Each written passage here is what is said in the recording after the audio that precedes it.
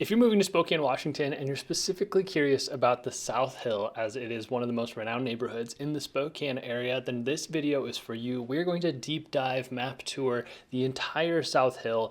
I'm going to explain why we call it the South Hill, why it's not actually its own neighborhood, but it has a bunch of sub neighborhoods. And by the end of the video, you're going to know which 2 or 3 spots are exactly for you and which ones you can cross off your list. But before we get into that, if you're new to the channel, I want to introduce myself. I'm Haydn Halsted, your Spokane real estate resource. My team helps people move into, out of, or across Spokane every single day. We've had the chance to help over 200 people over the last handful of years, and I'm so excited to have you here and watching this video, as I want to make sure that you know exactly where in Spokane you should be moving to. If you find it helpful and you want to talk about your move here to Spokane, you can find my contact information down below, and you can also sign up for our weekly newsletter to get more insights on the city of Spokane before you move here. But like I said, we're going to cover every aspect of the South Hill, from I-90 all the way back to the Palouse Highway, from east to west, and everything in between. So make sure you grab a pencil, you sit back, relax. As some of you may know, I grew up on the South Hill, so I've ridden my bike down many of these streets, and it's just going to be a walk down memory lane for me, explaining everything about the South Hill to you.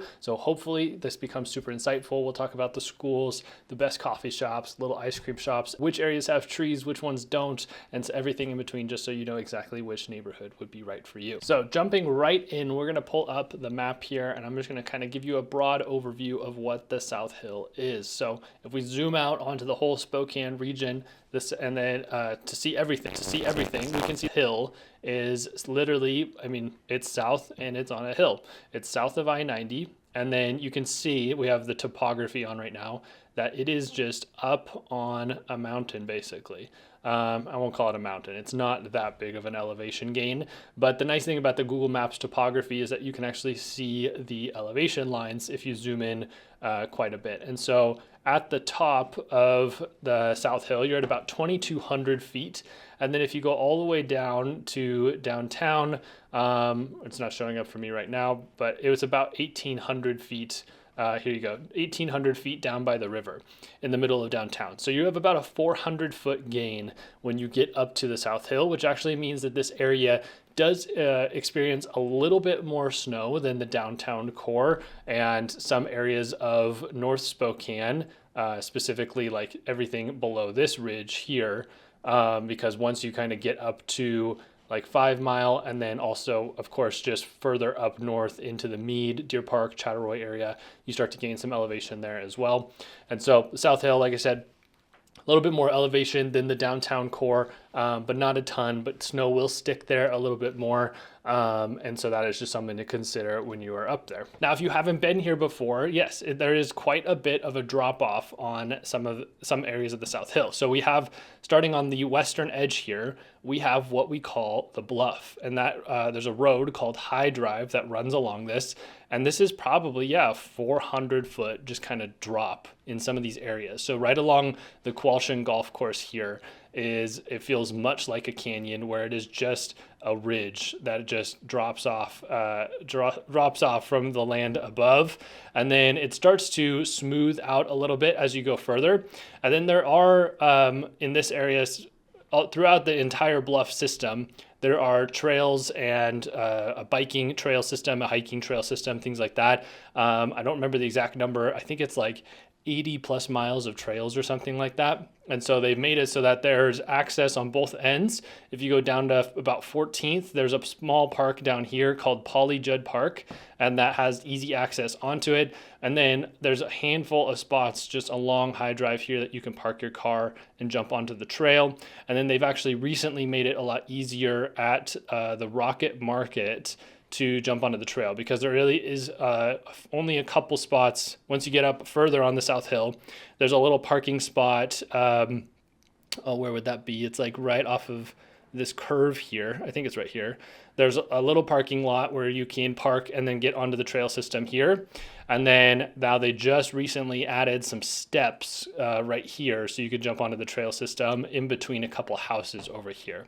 So it's there's a Friends of the Bluff organization that goes through and cleans up the bluff, makes sure that it's low fire risk, all that kind of stuff. And they make sure that it's just well maintained, so it is a great feature for people in the area. And so now working from west to east, and I might come and revisit I'll probably touch a little bit on Latah Valley, Eagle Ridge area, just because a lot of people are curious about that. So I'll come back to that in just a little bit if you are thinking about that. But we are going to go over the 7 sub neighborhoods on the South Hill. There's actually 7 designated neighborhoods by the city of Spokane. And then I'm going to talk to you about some of the sub neighborhoods that us locals would refer to some areas by.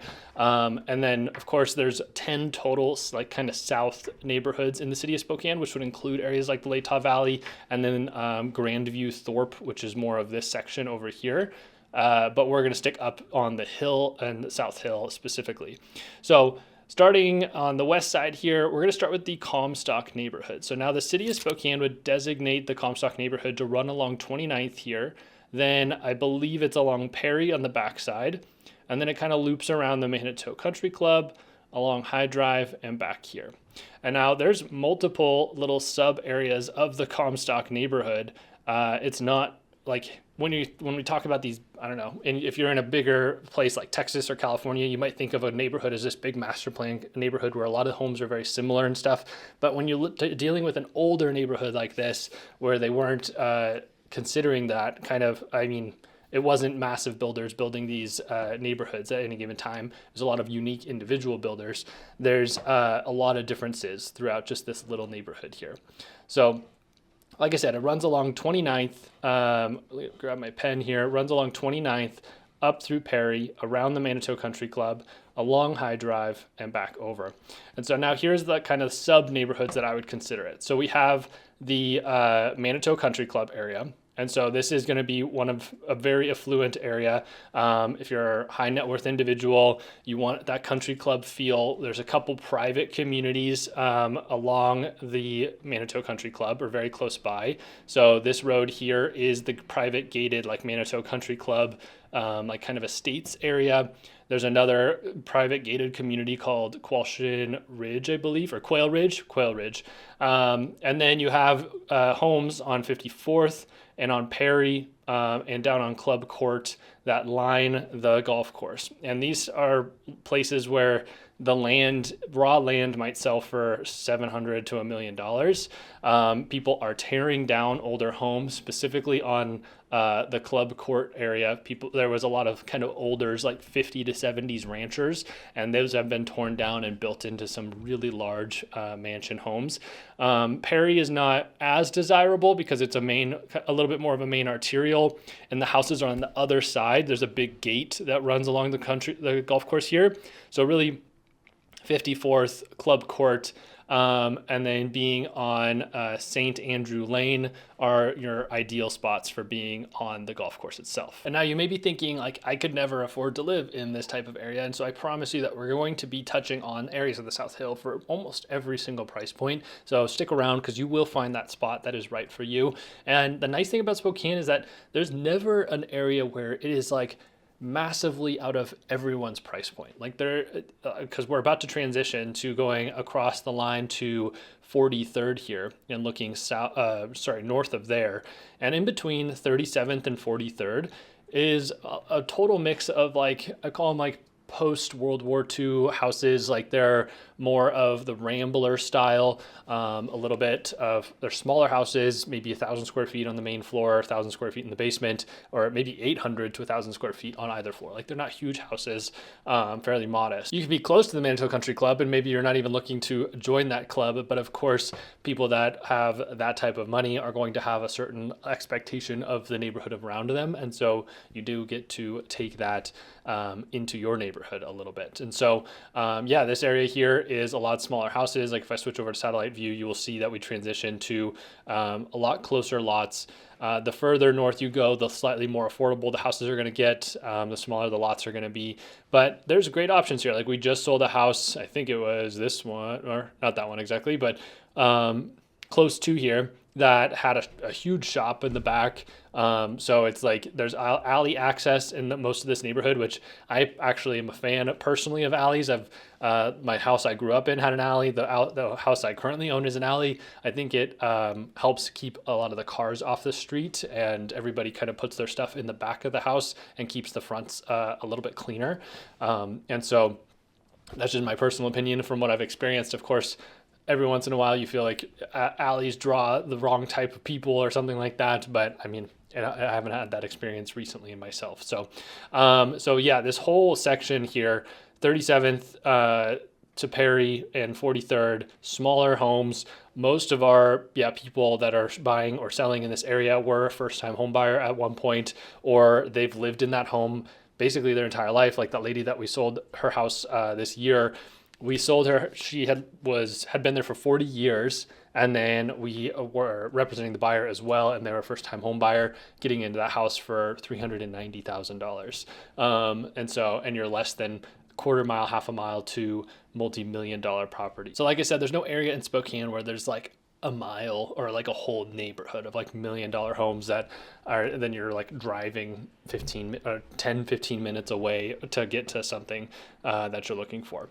Now, the nice thing about this little area, a couple little spots to check out. Rocket Market is excellent, and so this is kind of a cornerstone of the Comstock neighborhood heading into the Moran Prairie neighborhood, which we'll talk about here in just a minute.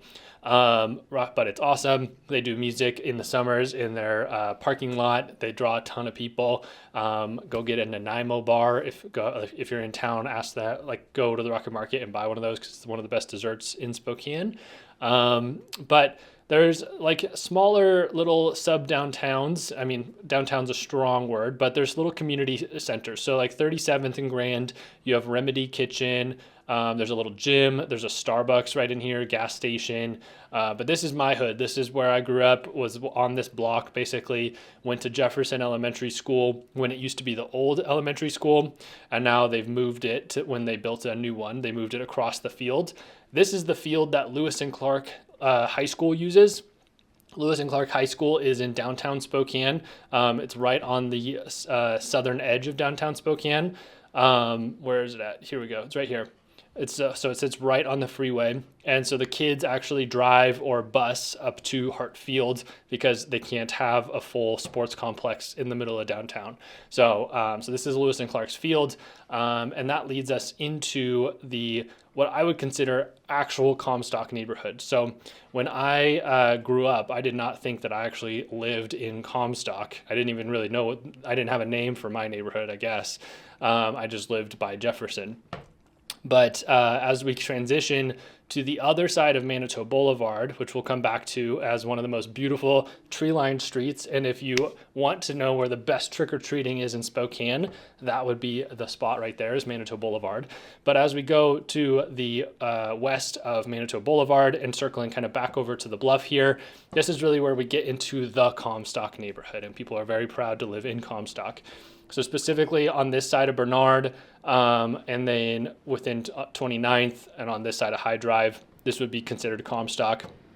Lincoln Drive, it's a pretty cool drive, lots of unique houses through here, lots of affluent houses. I used to have a lot of friends, a handful of friends that lived between Comstock Court and 32nd, and didn't really think, I mean, they had nice houses, but I didn't really think anything of it. And I was recently looking at it, sending some of my friends' parents some real estate information, and realizing that these houses are now worth over $2 million, a lot of them. And so you can definitely live on Comstock Park for less than that. Still, it's going to be a little bit expensive. You can live on the southern edge or the eastern edge for probably like $700,000 to $900,000, depending on the house. But Comstock is a gorgeous park, has a pool, a very nice pool. I used to be the manager there when I was like 17, 18. So Olympic-sized pool if you're a swimmer. They do like 5 a.m. lap swimming in the summertime, which is really cool. They have a nice tennis court, a couple playgrounds, things like that. And so it's just incredibly neighborhood friendly, walkable. It's just kind of ideal. I mean, it's just like kind of an idyllic neighborhood for the Spokane area. So yeah, it's really just an awesome area. But like I said, you're going to be, if you're on the outer rings of the Comstock neighborhood, you're probably going to be in that like $600,000 to $900,000 range. And then if you're on the west side, you're going to be over that $1 million to $2 million range, especially if you're making it all the way over to High Drive, where we kind of have some McMansions that overlook the bluff there.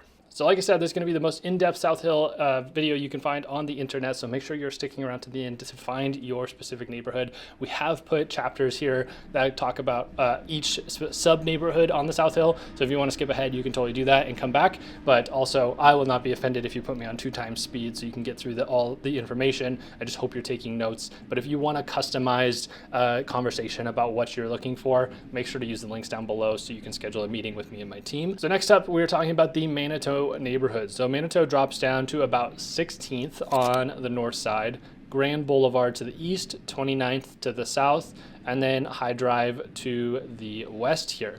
So there's a couple sub neighborhoods in the Manito neighborhood, because obviously Manito Park, probably the most gorgeous park in the city of Spokane. You definitely have to come check it out. It's about 140 acres of multiple types of gardens. We have the Japanese gardens, the Duncan gardens, which is like, you got to see that in the summertime because that's when it's perennials. They have to replant them every single year.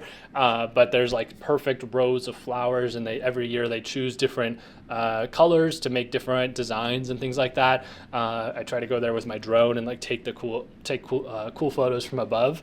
But the Japanese gardens are really cool. Koi pond, the rose garden. So definitely that's one of the things, if you're planning a trip to Spokane in the summertime, Manito is really shining at that time.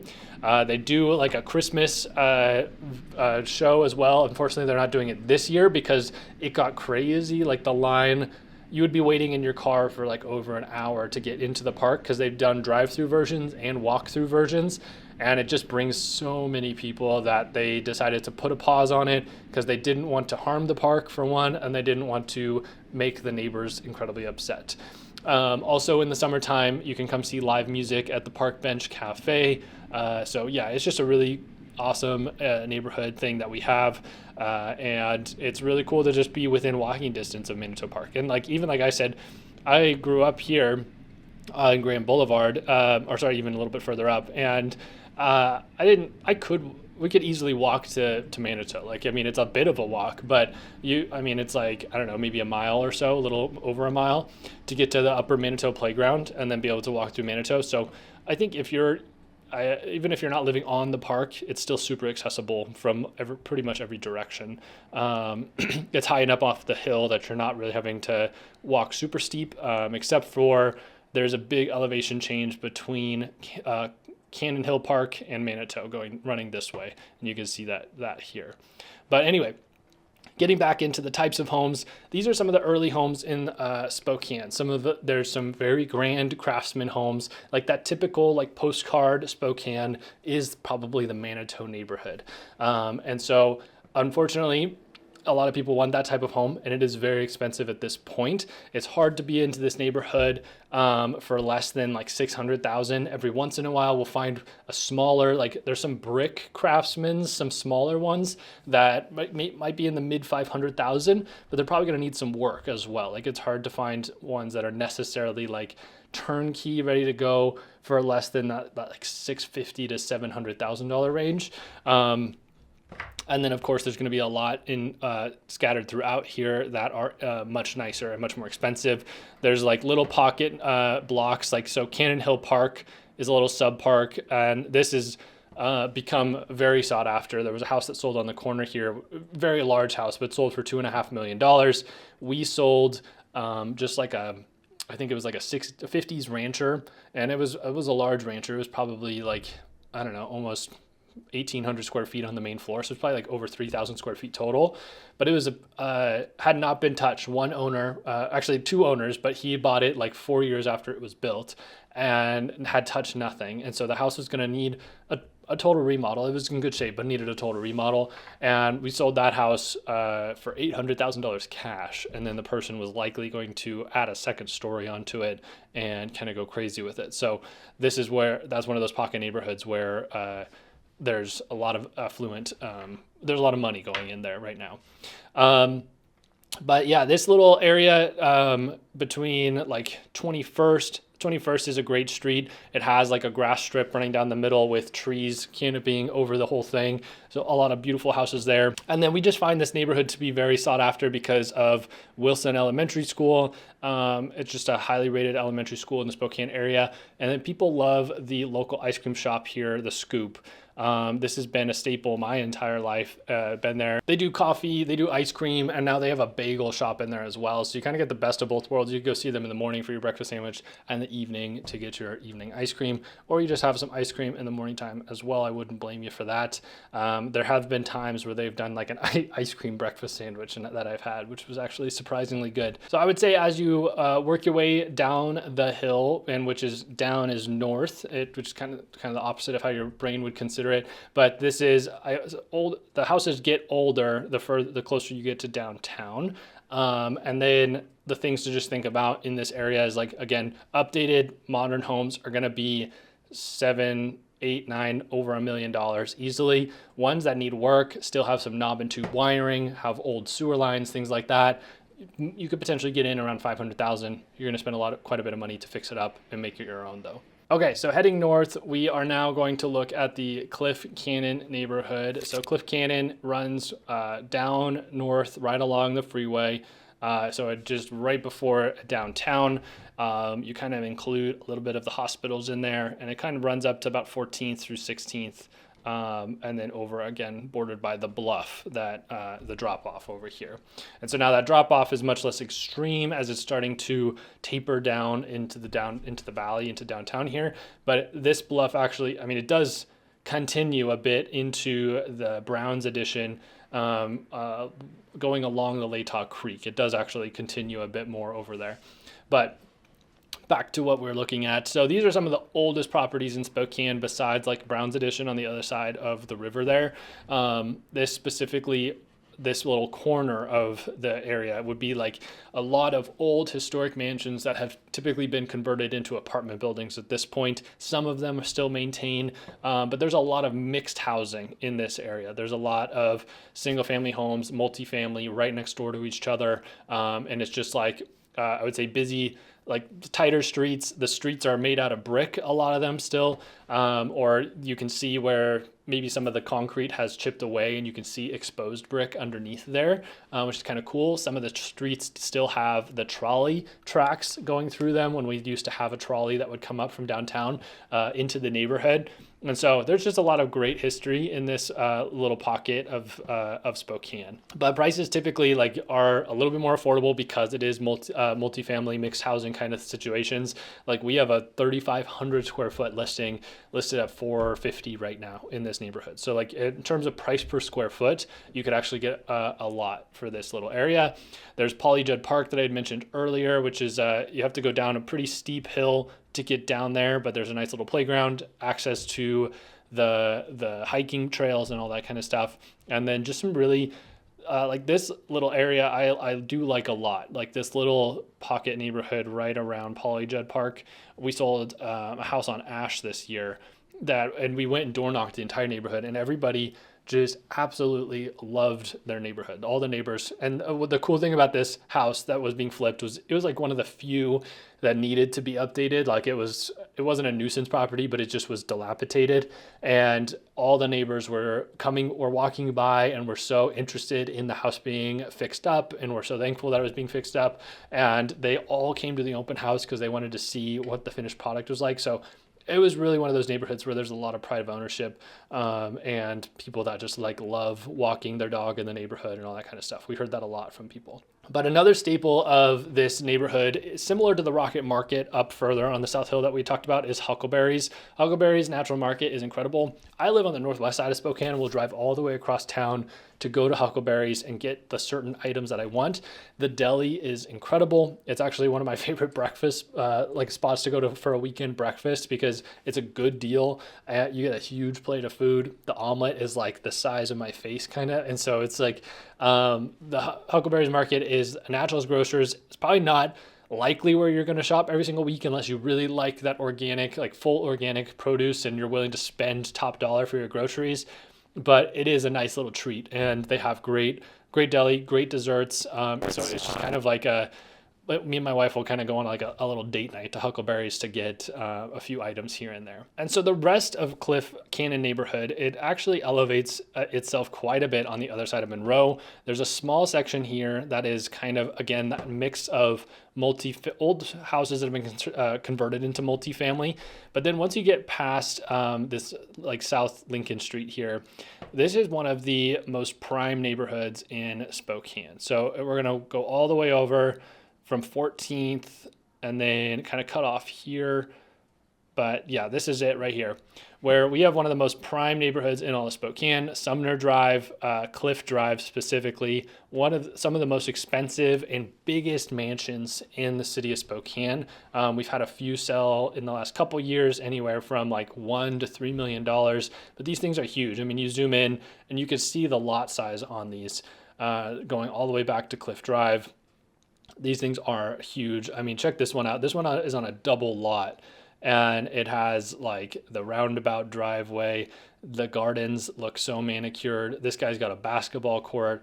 So these are like true luxury homes. There's only a handful of them. We're not a major city that's going to be able to warrant having hundreds of these by any means. But if you are, again, high net worth, you want to live in a legacy property in Spokane, this little circle here, Cliff Drive to 13th and down, is it. The only caveat that I'll say is that if you are somebody that lives on this in this neighborhood, Cliff Drive is known for being where the high schoolers hang out on Saturday night to do whatever they do. And they watch, because there's an amazing view of the city of Spokane. It's a viewpoint here that you can see, but you're up above downtown, and you can see super far north from here because it's the very edge of the South Hill where it drops off into downtown. And so it is just a place where the high schoolers come to do what they do. And so that's just something you got to think about. It's something you have to adopt when you decide to buy a house in that neighborhood. And so working our way a little counterclockwise, heading east a bit more now, we are heading into the Rockwood neighborhood. And so that is kind of an extension of the Cliff Cannon a bit, and a bit of the Manito neighborhood. So again, it's one of the more expensive neighborhoods in Spokane, but it's a phased approach. So Rockwood runs along Southeast Boulevard. It goes all the way up to 29th, which is not on my map, but it circles back down to Grand Boulevard here. And so this will get the gist. It's not perfect. So if you know the neighborhood, don't come after me. But you can see here elevation change. It's built into a little bit of a cliff here, and some of them, like, there's actually a premium house that sits. I think it's right there. It's right on the curve. That there's some huge estates in this neighborhood. This one is for sale right now. I think they started at like $3 million. I think it's below $2 million at this point. But again, there's a lot of really big estate properties in there. So Rockwood Boulevard specifically is that kind of key street. It's just one of those roads that has brought in wealth over many, many years. Upper Terrace Road here is access, since a lot of these are on a big hillside that they had to put in a road, Upper Terrace Drive, so the houses could be accessed from up above, because a lot of them are dropping off the backside of that hill there. But like I said, you're $1 million, $2 million in this neighborhood, but it's just kind of that strip. Like, there's a lot of areas around here where you're between the super affluent houses and Manito Park. And you can be in here depending on the house. It really just depends, because all these houses are such different shapes and sizes. But I'd say on the low end, I've seen a couple that were not ideal homes, but they were like 500-ish. And then you're going to be closer to like that, probably more reasonably for a house you maybe want to live in, $700,000-$800,000. But the Rockwood neighborhood just has some really cool like pocket neighborhoods. Like, I know me and my wife like 2 months ago just kind of like weaved our way through all of these little unique streets. I mean, one specifically I can think of is where the Joel E. Ferris house is off of 16th. And it's basically a famous mid-century modern home right here, has been featured in many magazines. It's right next to this like massive estate that's on like 3 or 4 acres, and it's just on a dirt road, like through this neighborhood. So it's not like they're Well, and the other thing to mention is that they're right next to these like super tiny homes. So it's very Spokane where it's like you can't go more than like a block without seeing almost every type of housing, specifically on the South Hill. So it's just really cool to weave through here. There's a lot of developments with different phases of like different styles of architecture, different roads that are known for certain things. Like, I mean, Rockwood weaves all the way through here, but like Over Bluff is its own special road. You have a little community called Christmas Tree Lane right here. It's like this little circle neighborhood right there. So, but this is all kind of centered around the Hutton Elementary School. It's kind of the center and where all the roads kind of intersect each other. And so Hutton Elementary School has made a name for itself. It has this really cool Spanish design. I mean, the biggest thing is that, because I can't steer you in any direction and tell you which school is the best or which one's or which one's the worst, but there's certain people like to go to Hutton Elementary School. If you look at the ratings, Hutton isn't even actually the highest rated elementary school. It is, I think, what it experiences though is affluency. I mean, because this Hutton School District is basically the Rockwood neighborhood. Like it is, that's who goes there.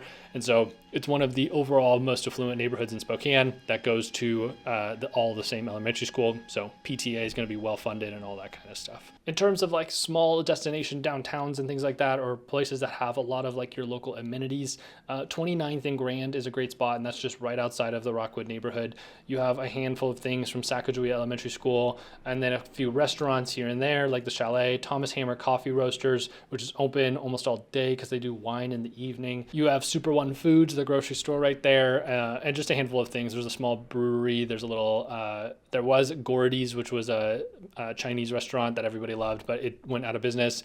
And now there's like a new kind of Hispanic restaurant in there.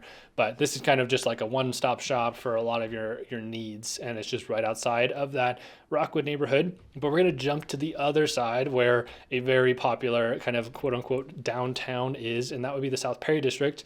And the Perry District is not considered a actual neighborhood to the city of Spokane, but everybody refers to it as a neighborhood. And so this is my rough outline of what the Perry District would be, starting on about 8th Avenue, Hartson maybe, and then kind of circling around to 17th and then along Southeast Boulevard. And so what makes this neighborhood really cool is just like how walkable it is. I say that this is our most Portland neighborhood because this is where any of my Portland people come and they feel like they're at home. It's just like a lot of the streets are a little bit wider, the side streets are. And then the houses, I don't know, they just give off a Portland vibe. They're like that kind of bungalow craftsman home that seems like a quintessential like Portland neighborhood. But you have so many great like little shops everywhere. Along the Perry District, you have restaurants, breweries, boutiques. You can go out to Wisconsin Burger, which is a great burger experience. The Grain Shed is right on Newark down here and is one of my favorite spots to go. Like I will just go for butter and jam on a biscuit at Grain Shed because it is so good. But it's a great spot. Meeting House is a great coffee spot. And so if you're just wanting walkability and you like farmers markets, because there's one of the larger farmers markets is in Grant Park over here, then the Perry District is absolutely for you. Again, it's just older homes most of the time. These are not homes that are typically, these are craftsman homes, but they're not like Manito craftsman homes where they've had a lot of money put into them. Some of them are pretty updated, but a lot of them are just more maintained than anything. And so I would say a lot of times the character's been relatively maintained in this neighborhood. In terms of affordability, like Perry District, you could probably find a decent house for like $450 to the $650 range. But we've actually been seeing a lot of homes selling in this neighborhood in that like mid 300s right now, some of the smaller ones. So it is definitely possible to be in there for a little bit more affordable. We have a house that's on Grant Park for sale right now. That's a 4-bed, 2-bath. That is a craftsman and it's at $475. And so it's not the most expensive neighborhood by any means, but most of the homes are just not as like decked out as maybe a Manito home would be. But if you're looking for truly affordable, there's a little bit of a drop off here, a little bit of a cliff, and you head down into what I would actually call the East Central neighborhood. And then that would include like Liberty Park, Underhill Park, and then it jumps over into the Sprague District. this is where your budget could be 200 to 300,000 if that's something you were looking for. And I mean, Liberty Park just has had recent major upgrades where they built the library into the park. It has an aquatic center. They've put new playgrounds in. I know there's a few new developments going on some of these lots here. So it's just like that's where more affordability is going to exist for you if that's what you're looking for. So now circling back around, heading about southeast a little bit, we are going to talk about one of the larger sub neighborhoods on the South Hill, which is Lincoln Heights. So Lincoln Heights goes down to about 11th Avenue and cutting off the Perry District a little bit, Southeast Boulevard, all the way up to 37th, and then running down Havana, which is actually typically the edge of the city. In the city of Spokane. A lot of Glenrose is actually unincorporated outside of the city of Spokane. And so this is roughly the Lincoln Heights neighborhood. Again, not perfect, but there's a few sub areas that are a little bit more expensive. Like there's some parts of like along Lincoln Park that maybe it might be a little bit more expensive. There's kind of a unique neighborhood off of Ray that gets up onto the hillside here a little bit. That's a little bit more expensive. But for the most part, like a lot of this area is like mid 300s to mid 500s for the most part, and like a lot more into like that mid 300s to 400 range.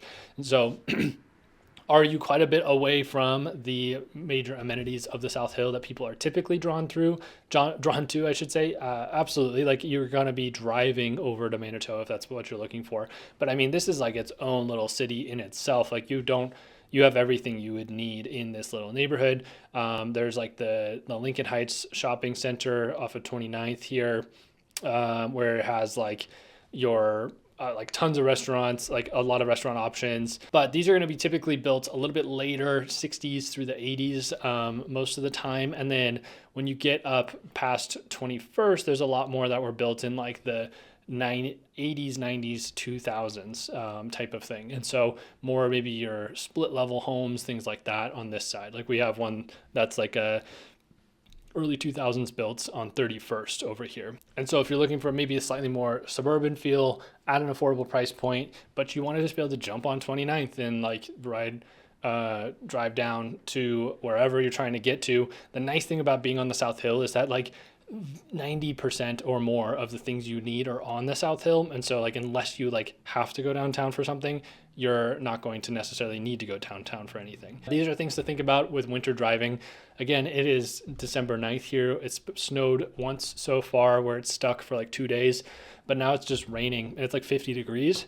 So it's not like, I think a lot of people get worried about the winters here. It's really not that bad. It's just when it is bad that it becomes a problem, but it's few and far between that it is a problem.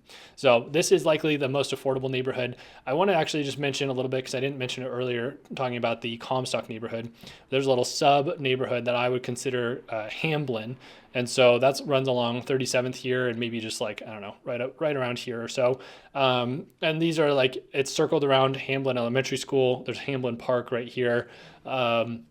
And so you might ask somebody like where they live, and they'd say, I live like in the Hamlin area or the Hamlin Park area. And so these typically are either single level longer ranchers, or we sold one this year that was actually, it's a split level, but split level has a bad rap because it was a huge split level. It was like, I mean, you did walk in the door and you would walk either straight up or you'd actually turn to your side and walk down. And there was a ton of square footage in this house. And sorry, I'm not showing you my map to show you the Hamlin neighborhood, but it's that 37th to Regal. And then just like I said, this is Hamlin Elementary, this is Hamlin Park. But it's just kind of right off of that, right in between that Comstock neighborhood, the Lincoln Heights neighborhood, and even Rockwood. So it's kind of just like that little pocket that I wanted to mention to you. But as we're circling back around, we're kind of coming to the end of the neighborhoods that Spokane designates. And so it actually designates this south portion of the South Hill as Southgate, which I don't really know anybody that calls it Southgate. Again, this is not a perfect map, but this is roughly what it is. It would go down to 37th as well. But Southgate is kind of a mix of a handful of things. It's kind of a mix of that Lincoln Heights feel with slightly newer homes, but then it also, the further south you get, the more expensive the homes get. And so this section here past 57th is unincorporated county. It's not technically in the city of Spokane, but it would be, if you ask somebody where they lived and they said Moran Prairie, like they could very likely be in this section. And so, yeah, definitely more expensive homes. Some, again, as the land gets more unique, like this cliffside here, you're going to have some unique properties, but it's going to be, again, that mix. Like I've sold homes in here that a lot more split level homes, but similar to the ones I was just describing in the Hamlin neighborhood. There's going to be some large ranchers and things like that throughout here, like probably more like 60s to 90s built most of the time, with a few 50s here and there. And then a mix of like higher end neighborhoods and a mix of like $400,000 neighborhoods. Because we had a client buy on, what was it? Down on Thurston here somewhere. It was right in here. And like he bought a kind of a fixer upper, but it was like 425,000 or something like that. So, and he'll be able to turn that into like a mid $500,000 house. And so really quiet neighborhoods, lots of, again, restaurants, everything you would really need. Different little shopping centers that we discussed earlier, like the South Hill Grill and things like that. There's a Southside Family Aquatic Center. And then that kind of, again, bleeds you into other little sub neighborhoods, which we won't do on this video, but you have so many unincorporated sections of the city of Spokane. Like I said, this little south section here, you have the whole Glenrose area where we've made videos on Trickle Creek in the past, and some of the new developments there. And then of course, if you want to build like a custom home or buy a very custom home, you could buy up on Tower Mountain here and be off of that area. So that is basically the full map tour of the city, or the South Hill portion of Spokane. I hope that it was informative, because it was a long one and we went really into detail, like beyond just going on street view and going through some of these neighborhoods. And so let me know in the comments where in Spokane you want me to do an in-depth walkthrough like this as well, so I can give you guys a better idea of what sub areas of Spokane you should be considering. And if you are making the move here and you want your own unique map tour for your specific situation, you would just reach out to us, tell us what you're looking for, and we'll do exactly this, tell you where to move, where not to move, based on what it is that you're looking for. So if that sounds interesting to you, use the link down below to reach out to us. Thanks so much for watching, and we'll see you in the next video.